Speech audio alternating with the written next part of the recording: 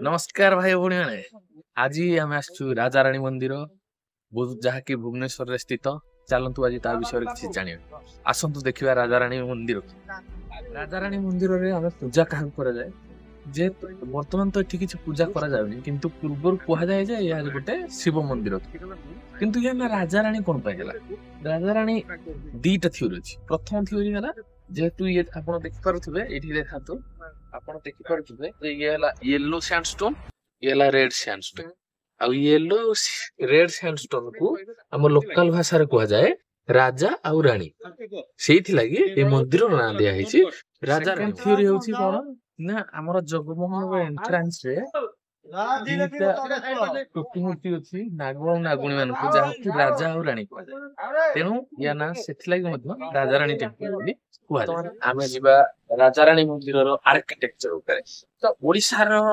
Maximum temple ଗୋଟେ architecture ଅଣ୍ଡରରେ ଆସେ ଯାହାକୁ କୁହାଯାଏ କଳିଙ୍ଗ ଷ୍ଟାଇଲ ଆର୍କିଟେକ୍ଚର।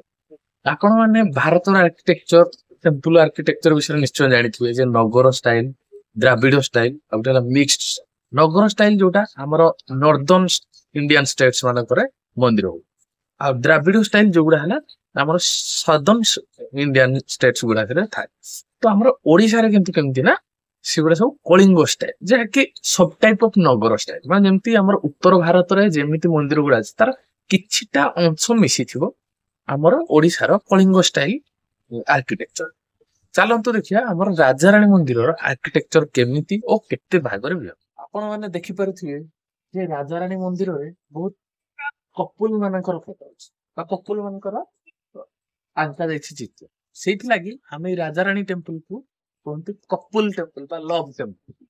ନେକ୍ସଟ ହେଲା ଆପଣ ମାନେ ଦେଖିପାରୁଥିବେ ଏଇ ଯୋଉ ଫୋଲ୍ଡ ଷ୍ଟ୍ରକ୍ଚର କୁ ଆମର ଆର୍କିଟେକ୍ଚର କୁହାଯାଏ ପଞ୍ଚରଥ ଟେମ୍ପଲ ବା ପଞ୍ଚରଥ। ଆପଣଙ୍କୁ ମୁଁ ମନ୍ଦିରର ଆର୍କିଟେକ୍ଚର ବିଷୟରେ ଜଣେଇବାକୁ ଚାହୁଁଛି ଯେ ମନ୍ଦିରଟି ତିଆରି ହୋଇଛି କେମିତି। ଆପଣ ମାନେ ଦେଖିଥିବେ ଯେ ପୁରୀ ଜଗନ୍ନାଥ ମନ୍ଦିର ରାଜାରାଣୀ ମନ୍ଦିର ଓ କି ଲିଙ୍ଗରାଜ ସବୁ ଗୋଟିଏ ଡିଜାଇନ ରେ ତିଆରି ହେଇଛି ଯାହାକୁ ଆମେ ଡିଭାଇଡ କରିବା। ବର୍ତ୍ତମାନ ଦେଖନ୍ତୁ ଇଏ ତଳ ପାଖଟା ମନ୍ଦିରକୁ କୁହାଯାଏ ବଡ ବା ଲୋୟର ଲିଙ୍ଗ ଗୋଟେ ମଣିଷ ଆକାରରେ ତାକୁ ତିଆରି କରାଯାଇଛି ୟାକୁ କୁହାଯାଉଛି ଲୋୟର ଲିଙ୍ଗ।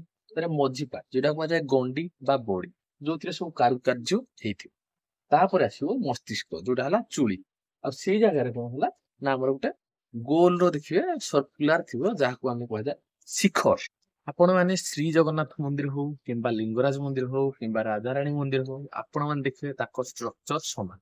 ଆଉ ତାଙ୍କ ଷ୍ଟ୍ରକ୍ଚର କେମିତି ନା ପ୍ରଥମେ ରହିବ ଗୋଟିଏ ପିରାମିଡ ଷ୍ଟ୍ରକ୍ଚରର ମନ୍ଦିର ଛୋଟ ଯାହାକୁ କୁହାଯାଏ ଜଗମୋହନ ଏବଂ ତାପରେ ଯୋଉଠି ବଡ ମନ୍ଦିର ଆସିବ ଯୋଉଟା ମୁଁ ଏବେ ଦେଖେଇଲି ଯାହାକୁ କୁହାଯାଏ ଦେଉଳ ଏବଂ ପିରାମିଡ ଯୋଉ ଜଗମୋହନରେ କଣ ତାକୁ ହଲ ଅଫ ପ୍ରେଇଂ ସେଇଟା ଗୋଟେ ହଲ ଆଉ ସେଇଠି ଥାଏ ଏଣ୍ଟ୍ରାନ୍ସ ଆଉ ଦେଉଳରେ ଯୋଉଠି ଆମର ଦେବତା ମାନେ ରୁହନ୍ତି। ଯେତେ ବି ବିଷ୍ଣୁ ମନ୍ଦିର ଶିବ ମନ୍ଦିର ଏବଂ ସୂର୍ଯ୍ୟ ମନ୍ଦିର ଅଛି ସବୁ ରେଖା ଏବଂ ପୀଢ ଦେଉଳ ଅଣ୍ଡରେ ଯାଉଛି ଯୋଉଠି ଗୋଟେ ଥିବ ଆମର ଦେଉଳ ଆଉ ଗୋଟେ ଥିବ ଜଗମୋହନ।